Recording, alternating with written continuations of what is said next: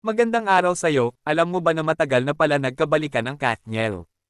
Hindi na nila ito isinapupubliko dahil ayaw nila ng maraming komplikasyon patungkol sa naging hiwalayan nila, sabay-sabay natin alamin yan. Ngunit bago ang lahat mag-subscribe ka muna para lagi kang updated sa mga trend at bago magkomento tapusin ang video, huwag mag-skip para wala kang mamiss na impormasyon. Daniel Padilla at Catherine Bernardo, since day one interesado na talaga sa kanila ang taong bayan, kaya naman lagi silang trending at talagang inaabangan ang bawat update tungkol sa kanila, hanggang ngayon ay hindi pa rin talaga nagbabago ang init nila sa netizens. Alam mo ba na first boyfriend ni Catherine si Daniel?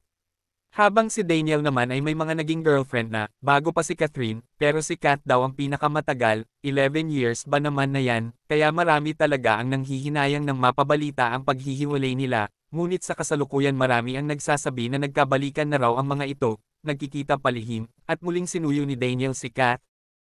Maraming content creator ang naging topic ito, ngunit sa dinami-rami ng mga pinag-uusapan tungkol sa muli raw nagkakamabutihan ang Katniel, ay nananatili pa rin tikom ang bibig ni Daniel at Kat, kaya naman hindi talaga tumitigil ang mga fans, hindi talaga sila nawawalan ng pag-asa, dahil susunod raw, ay kasalan na ang pag-uusapan, dahil nasa edad naman na sila, ngunit dahil wala pa namang kumpirmasyon na mula mismo sa kanila para patunayan kung totoo nga ba o hindi ang mga ito ay wala pa rin tayong kapanatagan, ang tanging magagawa muna natin sa ngayon ay suportahan sila parehas.